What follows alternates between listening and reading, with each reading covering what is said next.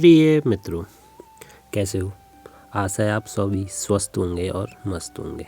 आज हम पढ़ेंगे वायुमंडल क्या है, वायुमंडल का निर्माण कैसे होता है, वायुमंडल में कौन कौन सी गैसें हैं, वायुमंडल की परतें।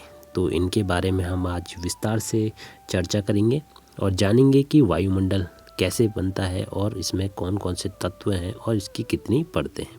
तो चलिए शुरू करते हैं। वायुमंडल एटमॉस्फेयर पृथ्वी के चारों ओर पाई जाने वाली वायु की परत को वायुमंडल कहते हैं। पृथ्वी के गुरुत्वाकर्षण बल के कारण वायुमंडल पृथ्वी के चारों ओर बना रहता है। ठीक है, तो जो गुरुत्वाकर्षण है वो क्या करता है, वायुमंडल को पृथ्वी के चारों ओर बनाए रखता है।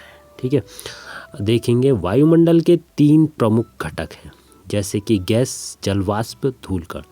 Gas nitrogen 78%, oxygen 21%, argon 0.93%, carbon dioxide 0.03%।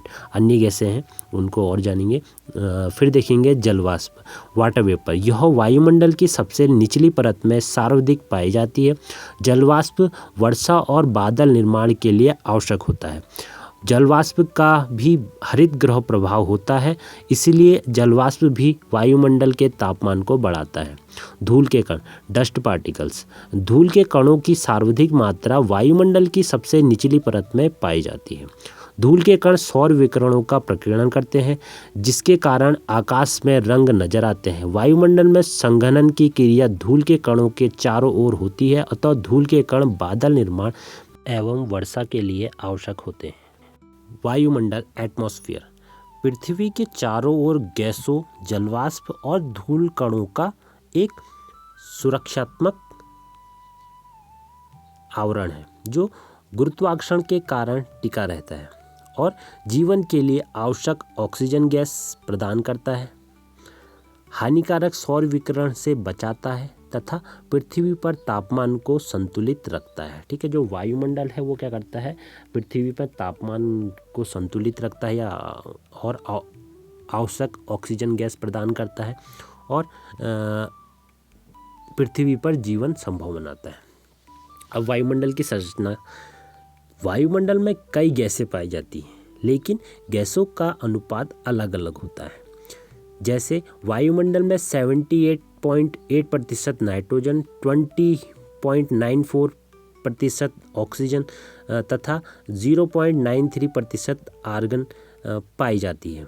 इसके अतिरिक्त carbon dioxide, neon, helium, ozone, hydrogen, krypton तथा जेनेन पाई जाती हैं। ठीक है, ये गैसें की मात्रा केवल 1% होती है, लगभग 99% मात्रा ऑक्सीजन, कार्बन डाइऑक्साइड, नाइट्रोजन की होती है। ठीक है, लगभग 90 किलोमीटर की ऊंचाई तक 3 प्रमुख गैसें नाइट्रोजन, ऑक्सीजन तथा आर्गन में समानता है। ऑक्सीजन एवं नाइट्रोजन मिलकर हेमिस्फीयर या समताप मंडल की स्वच्छ शुष्क हवा के 99% भाग का निर्माण करती है।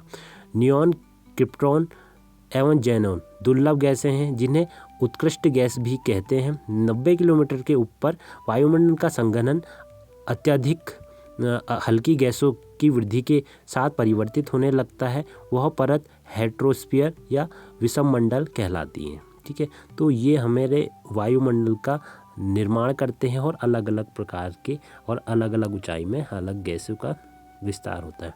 ठीक है, अब वायुमंडल की परतें। क्षोभमंडल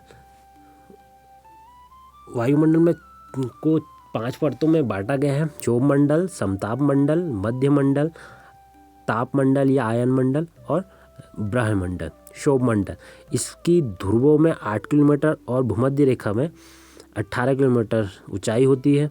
समताप मंडल 18 से 50 किलोमीटर, मध्य मंडल 50 से 80 किलोमीटर, तापमंडल या आयन मंडल 80 से 460 किलोमीटर और ब्रह्मंडल 460 से 840, या फिर इसका ऊपरी परत कोई मापी नहीं गई है, फिर भी एक अनुमान से लगाया गया है। क्षोभमंडल इसमें सभी प्रकार की मौसमी घटनाएं होती है, जैसे बादल का गरजना, बारिश का होना, बर्फ का गिरना, बिजली कड़कना, ये सभी मौसमी घटनाएं होती हैं। ठीक है, फिर होता है समताप मंडल। समताप मंडल बिल्कुल इसमें कोई भी मौसमी घटनाएं नहीं होती हैं। और ये वायुयान उड़ाने के लिए एक सदिश या फिर एक बहुत ही अच्छी परत होती है जिसमें कोई भी मौसमी घटना नहीं होती है। इसमें वायुयान उड़ाए जाते हैं और इसी में ही ओजोन परत पाई जाती है जो लगभग 30 किलोमीटर से ऊपर को इसमें ओजोन परत की लेयर होती है जो सूर्य से आने वाली पराबैंगनी किरणों से हमको बचाती है। फिर होता है मध्यमंडल। मध्यमंडल में उल्कापिंड आकर जल जाते हैं।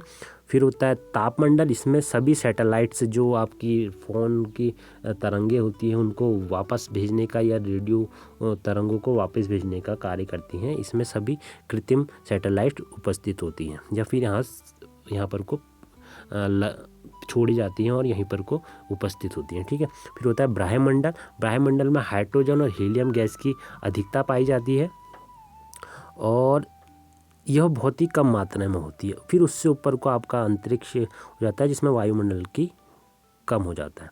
तो ये था हमारा आज का टॉपिक। आपको कैसा लगा प्लीज़ बताइए। फिर हम मिलेंगे। धन्यवाद।